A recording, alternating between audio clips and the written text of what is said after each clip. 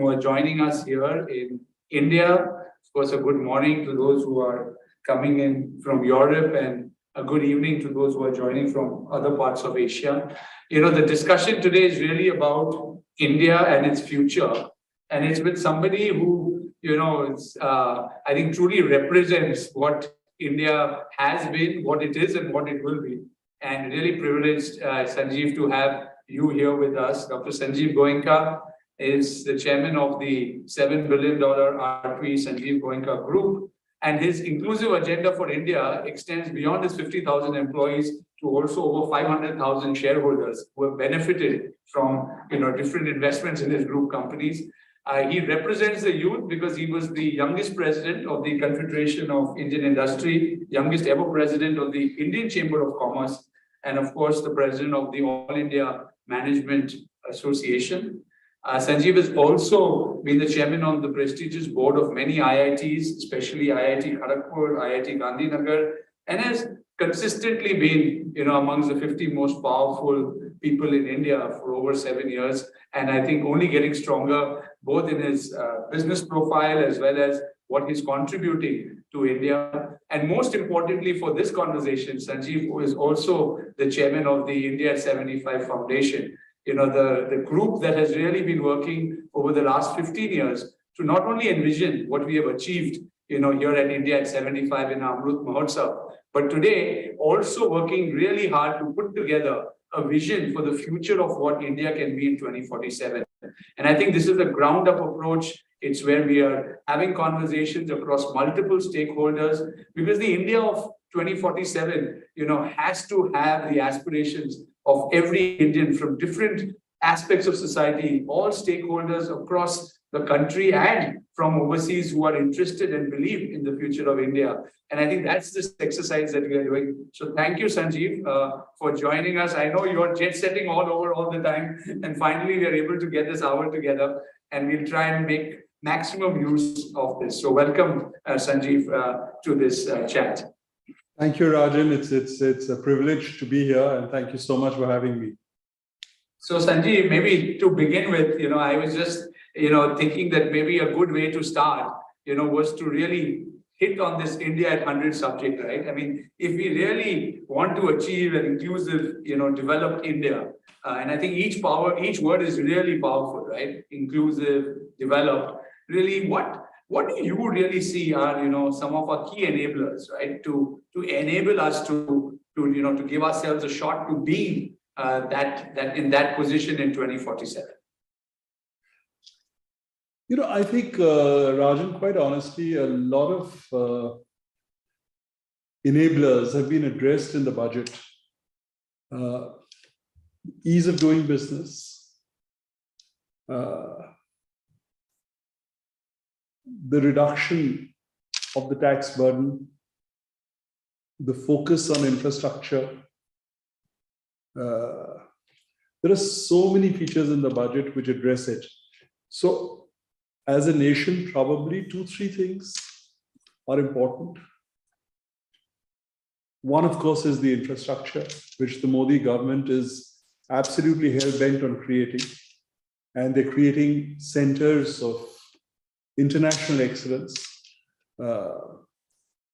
This whole thrust of renovation of airports, creation of more facilities, connectivity, roads, rail, air, actually creating smart cities, digital enabling, plus the simplification, plus focus on CapEx. So I think these are brilliant enablers. But having said that, as India Inc., I think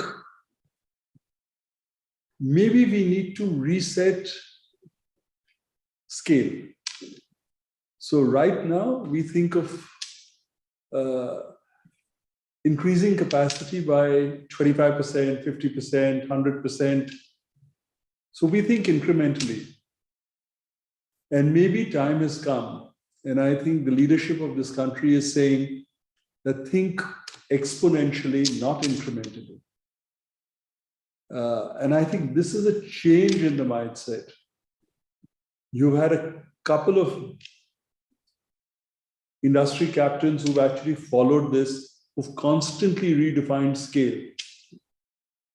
But now I think we need to do this with much greater resolve, and we need to do this as a body of investors, one. Two, as a nation, we haven't really invested adequately in research. And yes, it is true that some companies have and some sectors have, but by and large, we haven't yet done it. So I think this is very important. Until we have IPs, until we create products, until we are innovative, until we are inventive, we are not going to rule or lead. And I think resetting scale, getting into research in a big way, creating new products and technologies, I think these would be the three pillars in addition to all the enablers that the government is undertaking. No, I think you raised some very, very strong, enablers. And, what you rightly said, I think the budget has kind of laid the foundation and the building blocks for all of these, especially giving direction even, around, say, green power, green, hydrogen, and, what is happening with youth, and so many of those 7 priority areas that, that came up. But I think most importantly, I think, Sanjiv, what you're highlighting is that we have to now, I think as a country, we always used to talk, we've moved from a country of aspirations to one of self-confidence, Atmanirbhar today. And now how do we really use that self-confidence, and India's position geopolitically, globally in the world to really propel ourselves, at an accelerated scale. And I think we see a lot of pockets of excellence in India, but to really see that happening at scale is a great vision, dream, for this. But, to really make this happen, while you said, there are certain select members from India Inc., who have become bold with their decision-making, making investments, doing that, the government and industry really need to kind of work very closely together, to really see that impact happening, across India and India's impact on the world, right? Any thoughts you might have on what could be some of those, areas in which we can strengthen and build that as we move forward, over the next 25 years? I think we can do it in multiple areas, and I do not believe we should confine ourselves to 1, 2, 3, 4, 5 areas. There are lots of areas. I mean, I'll begin with a different kind of foundation. If we were to skill our people adequately, we could actually do a lot more. And whereas a lot of work is happening in skilling, maybe the next 5 years we'll see a lot more skilling happening. 2, I think when I talked of research, I also talked of enablers for research. For example, let's look at Ayurveda, which is a proven Indian over centuries kind of medical treatment system. But there isn't enough documentation. There aren't enough colleges which produce the Veds. There isn't enough data to give confidence to the youth to consume these tested and tried medicines which are natural, as opposed to having chemicals. So I think one needs to work holistically, and if one took a 5-year, 7-year vision, it's distinctly possible. I heard the finance minister talk about millet in the budget. And I've heard the external affairs minister say that like quinoa became a world grain, the intention is that millet becomes a world grain. Now, that's the way we need to think as a nation. We need to think 3 years, 5 years, 7 years ahead. And how do we actually rule the world? People are getting a little disillusioned with China. Sorry, disillusion is a strong word, and I'm saying it within quotes. But this is an opportunity for India to become the manufacturing hub of the world. So the ease of doing business, all the initiatives, the decriminalization, all the steps that the government is taking is going to help towards this. And I think a manufacturing hub, a research hub, a skilling hub, and where we can actually become the bowl for giving the world its skilled manpower, the talent. As it is, you will see lots of Indians heading the largest multinational companies in the world. And that just shows that we can do it. For the first time since independence, thanks to Prime Minister Modi, every Indian holds his head high. Every Indian walks the world with dignity, with respect. And I think, so therefore, lots of enablers are there. They have been created. It's now for us as India Inc. to actually take it forward. And I think what you use the word that the world is disillusioned with China. And while we are today talking of a China plus one strategy and trying to see how India fits in, I think the true vision for India at 2047 is when the world talks of an India plus one strategy, right? I think that's really the journey. I think what you're saying we need to traverse with Indian products, with Indian price points, right? The affordability we can bring, constantly driving the price performance curve because of the scale that we have, both as domestic consumption. If we can build that capacity, to cater to the world, both in our people, services, manufacturing, I think we will truly unlock the potential of what India can be. And I think you hit all of these points. And it's interesting because we have been having some of these conversations, Sanjiv, and we say India will become a global power in 25 years, right? I mean, what we can do is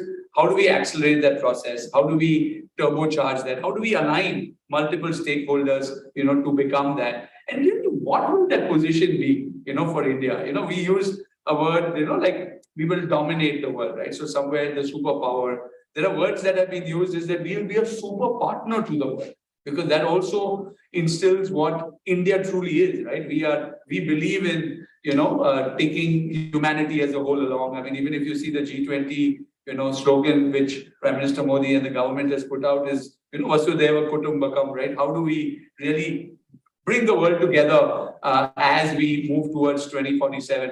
So how do you see India really, what's that role, right? If we were to say, yes, we are working towards this way of global leadership, while we will speak in, different aspects of it, but the global power, what we talk of India, how do you see it unlocked, over the 25 years? I don't know whether I'll be around 25 years later, but I actually see India ruling the world. And this is that confidence that the Modi government has given us, that we can do it. And along with the we will do it. I think that is that important thing. So it's not only a belief that it's possible, it's the confidence that we shall. And I think this is that motivation that a true leader does, that a captain does. And I think it's a unique opportunity. And these kind of points or situations come once in a nation's history. And it's been created by this government. I think it's really up to the nation to take advantage and give back to the nation what it deserves. Yeah, this opportunity actually say come with once in a lifetime of mankind, right? Literally so many young people coming out, 1 in 10 people is an Indian under the age of 25. So if we look over the next 25 years, they're going to be part of the employable workforce, both in India and globally, and find different ways to change and shape the world. So you'll definitely be hale and hearty because technologies are making sure that we will all live, longer lives. Ayurveda, wellness, all of these will, take, us to where it is. But, how do you see this, all these technologies, right? There are so many new technologies coming in. I'm sure you're also at business level, at group, you're looking at so many different aspects, right? Whether it's AI, blockchain. How are these technologies? I mean, I'm just curious, is there some technology that stands out for you, for the future, some area? Is it wellness? that you think which will define how, people will interact and things like that? Just see how it has changed over the last 5, 7, 10 years. And now you get used to some technology, and before you're used to it, there is something new. And before you're used to that, there is something even newer. So I think it's all about speed, it's all about connectivity, it's all about data, it's all about artificial intelligence, and soon that will become a way of life. And I think it's a question of how we can take advantage of that, because that's what the world is going to operate on. I mean, speed, scale, technology, data, these will all become the cornerstones for competition or competitiveness or innovation. And there was a time, a few years ago, when our own company developed a product called Caravan, which was a musical product, completely digitally, technologically enabled, developed in-house, researched in-house, innovated in-house. And it's something that it's like an old radio, but has 5,000 songs, which you can play at the switch of a knob. It would have got the innovation product of the year kind of award. It featured in many shortlists. But because we were from India, and because India did not at that point in time have that stature or that respect or that dignity, we did not get it. If it were today, under the Modi regime, that situation would have been different. So I think it's a unique thing the Prime Minister Modi and his government have given us: dignity, self-respect, recognition across the world. Yeah. No, you're talking of music. I know the product you're talking of, because, in our digital business, we also are doing a lot with the regional music, like Bhojpuri music, for example, taking that to the world. We have a, joint venture with some large American companies like Warner and others. And I fully agree to what you said. What you had created was for the older generation, for people who, want simplicity of use when it comes to listening to music, and putting them into a, high enjoyment, entertainment zone. On the other side, we have this burgeoning, young people who are engaging through multiple devices, with music. We are at that perfect, cross-section in a country where we've got, unity, and everyone who comes here, says there's music, there's cricket, there's sport that unites us, like very differently, but very few countries can boast of. At the same time, it also enables us to do so much more globally. You see now even sports, cricket. 3 years ago or 4 years ago, Star Sports redefined broadcast. Today, Jio is redefining it like nobody else has ever done. Look at their broadcasts. Look at the way they broadcast sports. It's all 4K. So you're sitting in your home and you're getting a live cricket broadcast on 4K. It's just changing every day, every month, it's a newer thing every day. And that's the good thing about technology. Yeah.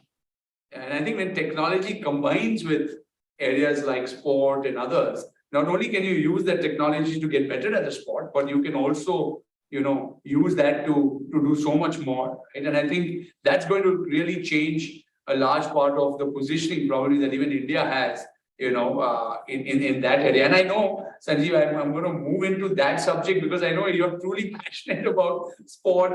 You made the bold decision of the cricket team you acquired. So much you've done for sport in this country. You are literally the icon when it comes to, how India, can really build a strong or be a strong sporting nation. Right. And I think maybe we should spend a few minutes there to capture your thoughts, like how did we get there, right? When we look at ourselves at the world stage, really, where do you think and how do you feel we can bring more laurels, to our country, because while we have the broad-based participation in the sports ecosystem, right, at a global level, right, I think that excellence is somewhere where we can definitely do a lot better than what we are doing. So, some thoughts around that?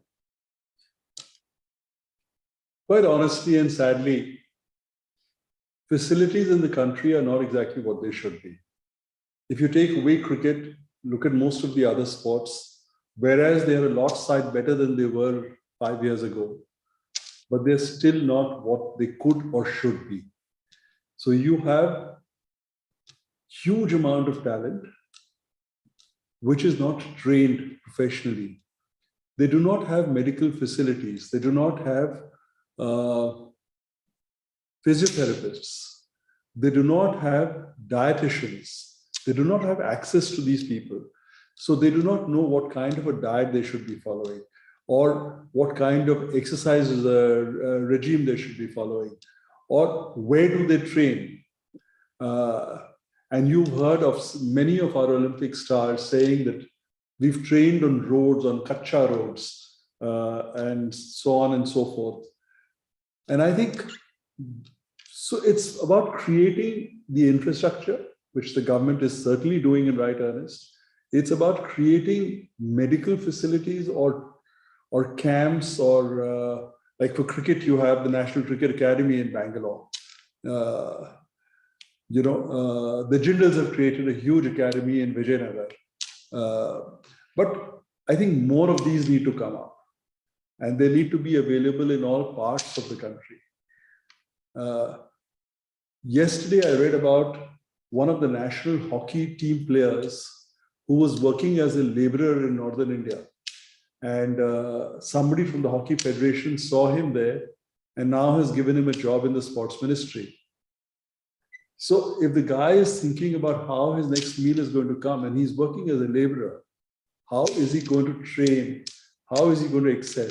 So the moment money came into cricket, India rules the world of cricket. India excels, and it's producing cricketers by, as many numbers as the rest of the world produces, and each one of them is exceptional. But I think we need to do this for more sports. We need to create these facilities. We need to create the infrastructure. It's a tall task. For several years post-independence, quite honestly, we did precious little. It's only in the last 8, 9 years possibly that we are taking steps towards building the nation. We have a lot of catching up to do. And I think that's happening. But so definitely, by the time we get to India at 100, yes, I think you will see all this happening or have happened. So you actually feel corporate India should play a much larger role in shaping the sports, say, ecosystem in India by investing in infrastructure and all of that. Who are the other stakeholders you feel who need to kind of come together to create this movement besides, corporate India? Because, you're very integrated, right? So you probably have a closer view on how to shape that. So you have corporate India on one side, you can have state governments on the other side. You can have the central government on the third. It has to be a collaborative effort. Then you can have the medical fraternity, the hospitals, the doctors, and then you have training facilities. So you have vocational training.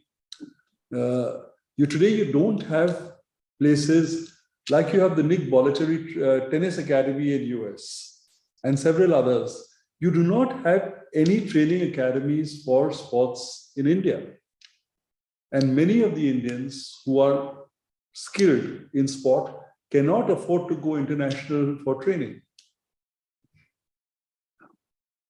One of the cricketers of my IPL team had a major injury. And despite him being an IPL player, he couldn't really afford his treatment. So, of course, if you're an IPL team player, you get funded and all that gets taken care of. But there must be so many people who are talented but who do not make it to the next level because of injuries and because of lack of facilities and because of lack of treatment, because of lack of finances. So I think it's about actually just creating that whole infrastructure. And it's happening, and I'm digressing from sport, but it's happening in the field of, for example, religion.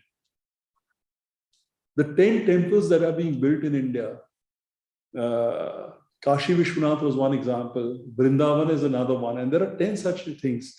Each one is going to be a world-class destination. I think that's the vision that the Prime Minister has, and he personally takes interest in these things, that whatever you create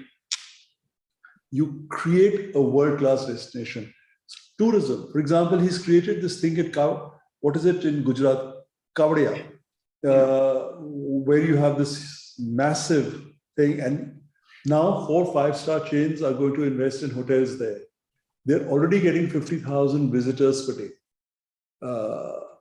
Now, it's about actually creating the infrastructure, and the rest just follows. Right. Yeah, for the rich history and culture that we have as a country, I think our tourism is a massive opportunity, if we get the infrastructure and the industry organized. And the good part, Sanjiv, there are great global practices that exist, right? And a large part of the rest of the world is really looking at also investing in India to help build that, and I think all of these will create a lot of jobs, will, enable, far better movement in mobility and livelihoods. As we talk of, our per capita, livelihoods are still much lower than many other parts of the world. And I think all of that can help, sharply trigger that, which I think again brings us to that same point. It is about the young and the youth, right? I mean, again, skilling them, taking their mobility upwards when it comes to their income, doing the right things. And we're a country of young people, and you've always been associated with youth. And I know even in our interactions, you've been such a champion of so many initiatives of young people. So when you look at the youth of India and you're telling them about the next 25 years, what's your message, right? How do they participate in nation building? What's your message to young people of India? What do you think when it comes to, their role as we move forward? Self-belief, self-confidence, self-assuredness. I mean, literally the talent is there, capital is there. Just believe in yourself and go ahead. And don't be scared of failure. You're not going to succeed every time. You will have failure. But more often than not, you will succeed. And look at the amount of unicorns that have been created in the last 1 year.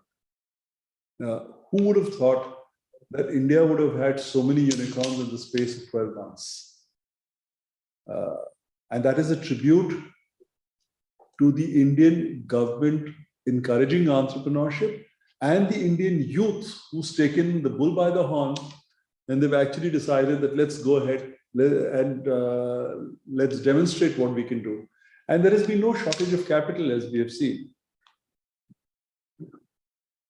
No, and it's Indians who have done that around the world, right? So some of the largest companies in the world today, the trillion-dollar companies, are all technology companies, and we know the sweat and blood of Indians and Indian engineers that has gone into building that. And today, rightly said, even the leadership, is coming from Indian leaders. So why can't we do that out of India, right? I think that's your big point. Also brings innovation, technology, ability to change things. So, but when we talk to young people, right, they, on one side, they believe they can take risks, they can, make this happen. There is the other older generation that earlier, of course, used to push them into more stable jobs, because, we have a quite disparity, right, in our country when it comes to, income, etc. How do you see the young person, say, from a tier 2, tier 3 city today, because you're also dealing with products and services in many of those, versus, the urban youth, right? How many of them are really, willing to participate and sacrifice and give a large part of their lives to see the nation develop ahead of them? Are those values still there? How do you see that shaping up, especially when we go towards India at 100? There are some sections of youth who are willing to dedicate themselves, but a large section of the youth, I think, are quite impatient to succeed. They're impatient to make a mark. And there is a desire, there is an ambition, there is a competency.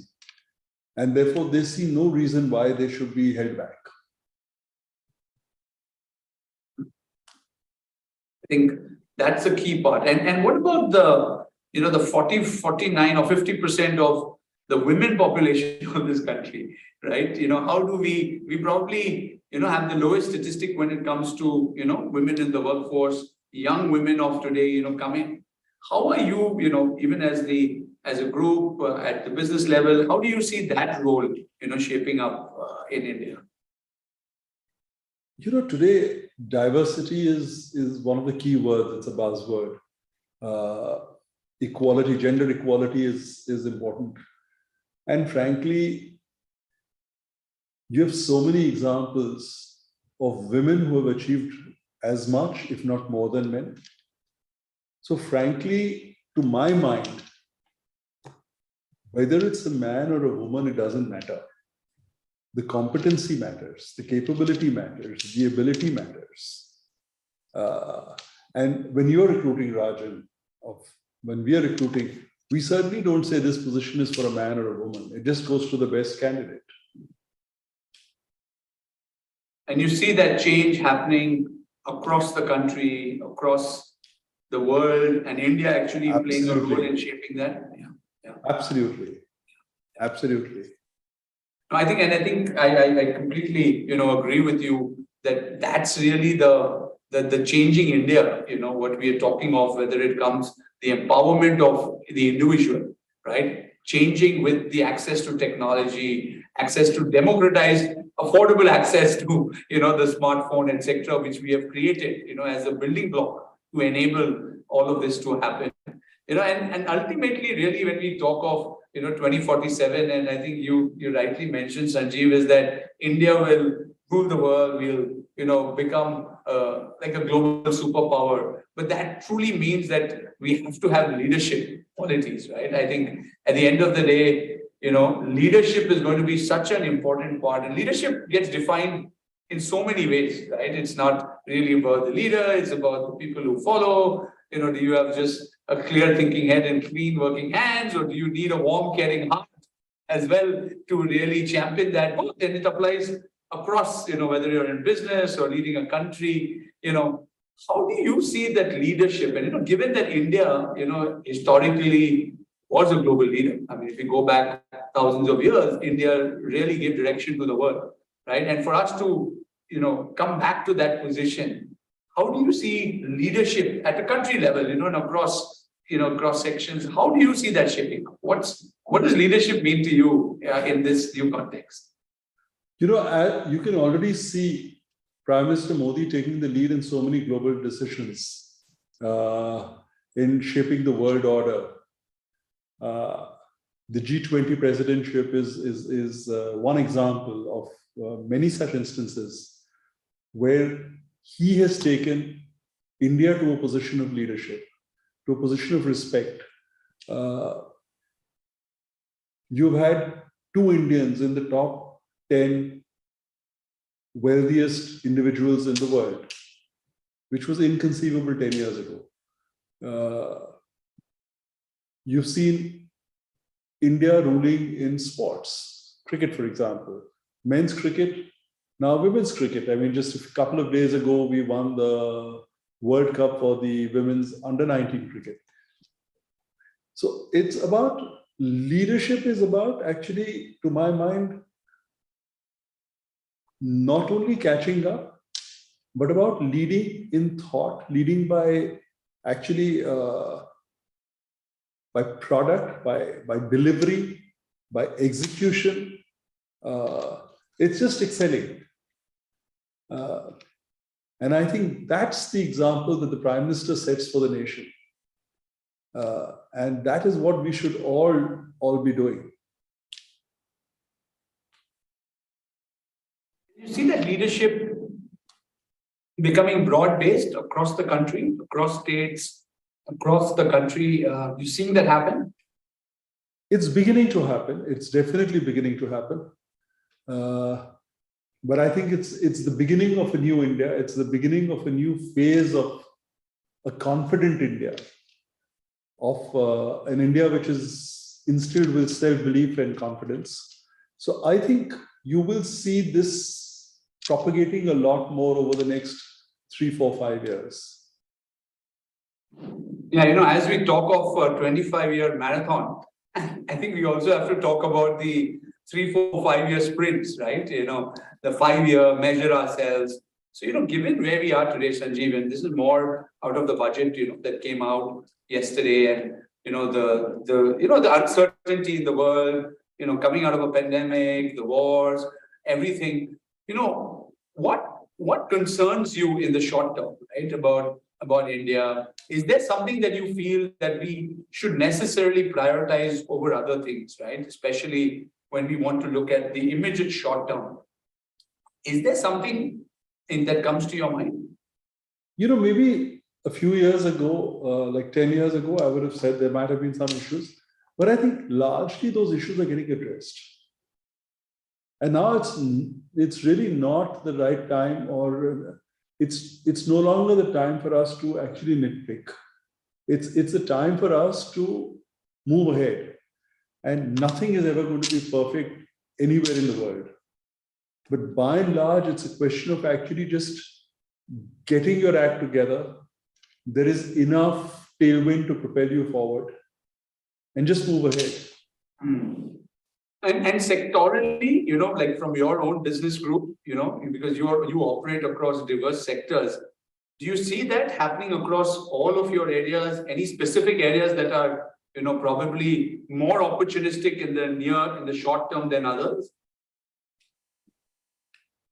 I think the opportunity exists across. I mean, maybe in the immediate term, a little more on the basic core sectors like steel, cement, green energy, clearly. I mean, but I think literally across, everywhere. I mean, the opportunity is just so massive that one just needs to go out, think big, plan, finance, execute. Yeah.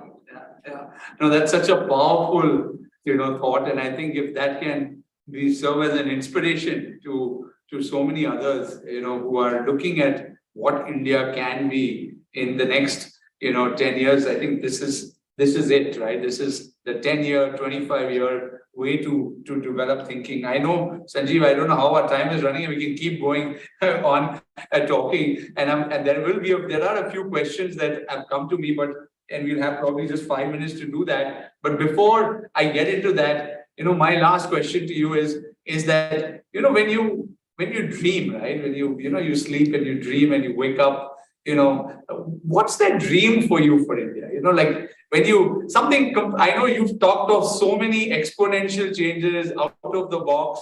So if you were to define that image, right, in that dream, what is happening? What would you say is the India of 2047? Yeah, what's that? How is that dream? Just give us a visual. India rules the world. Yeah, that's it. As simple as that. Yeah. IRTW. Yeah, maybe that's your message. No, thank you. Thank you so much, Sanjiv, for all of those comments.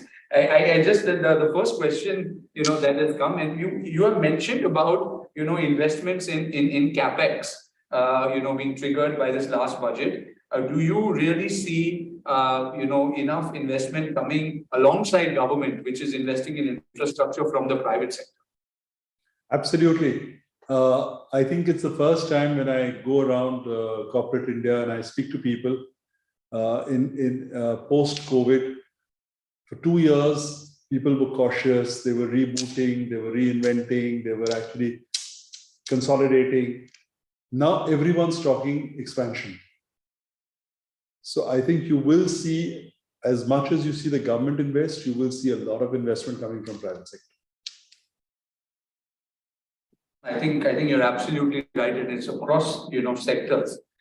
You talked about Ayurveda and about other areas in which India can create a position in the world. But what are some of the soft powers that you think India can use to ensure and strengthen its global positioning? If we see, India is already strengthening its global position. Compared to 9 years ago, we are a much stronger power than we were. I said this earlier in the chat, that for the first time, at least in my life, when I go overseas, I am treated, as an Indian, I'm treated with respect and dignity, which for all these years never happened. So I think India is making strides. And if we really want to rule the world, which I am sure we will, there is some way to be covered, but we are in safe hands. I mean, the leadership of the country is brilliant. Now, I think, again, a very, very strong point there. I think someone from the VC industry as a question is that, with improving performance, that we are seeing across Indian companies, as you mentioned, do you think that there is a need for, larger infusion in terms of global capital, private equity, and, how do we create a stronger credit ecosystem in India? Capital is actually available for good ideas. It doesn't mean that every idea will get capital, but the idea has to be good, it has to fly, it has to make commercial sense. And look at the way all these unicorns, even before they became unicorns, got funding. So funding was never really a constraint. And they got much more funding than conventional industry would have ever dreamt of getting. So I think it's about the product, it's about your business proposition. And so you're getting funding at all levels. So you get funding for Chota ventures, you get funding for medium ventures, you get funding for larger thoughts. So I actually believe that, yes, always there is scope to improve, but capital is not in constraint at this point in time. Next one is on sports. It's about, like, while you are yourself invested in cricket and others, which are some of the other sports that you believe will emerge out of India strongly over the next few years? Well, I think over the next 25 years, certainly football. I'm not sure about football India becoming a global player in football in the next 5 to 7 years. But we are already better than where we were. I think Olympics, we are getting many more medals than we've ever got. And with that, with the renewed trust on training and the government's focus on this, you will see many more medals, and I think sports, therefore. So I think literally there's so much talent that India can pretty much dominate everything. I mean, the only area where we probably may not be able to dominate is basketball, because we are not 6 feet 7 inches, 6 feet 6 inches naturally, genetically. But almost everywhere else, we have the talent. And let me add to that, Sanjiv. There are new sports that are emerging, like esports, for example, where the world will compete for a medal at the Olympics or at the Asian Games on an electronic version of the sport. And, we are involved in that. And especially electronic cricket and others are probably sports that the world will compete for a medal on. And I think India will have a great opportunity to create new sports, participate in new sports that will also emerge while we continue to strengthen, our position in what we have done so far. And I think, we've completely run out of time. We're bang on time. And, I think that probably defines, also, Sanjiv, in a way, of all that you have captured, right? That, we have achieved so much. We are in such a strong position today, and especially in these last few years, we've seen the momentum build up. And if we don't accelerate and, tap into all of these opportunities today, I don't think we'll be doing service to the world as a nation, as we move towards, India at 100. Sanjiv, it's been just such a lovely experience chatting with you, as always, enriching and, so insightful, as we have spoken. But thank you again, for sharing your thoughts and your vision for India at 100. And I'm sure we'll continue to work together with many others to see how we can play our role to make that happen in the future. Thank you. Thank you, Rajan, for having me. I enjoyed it. Thank you. Lovely. Likewise. Thank you. All the best. Thank you. Bye.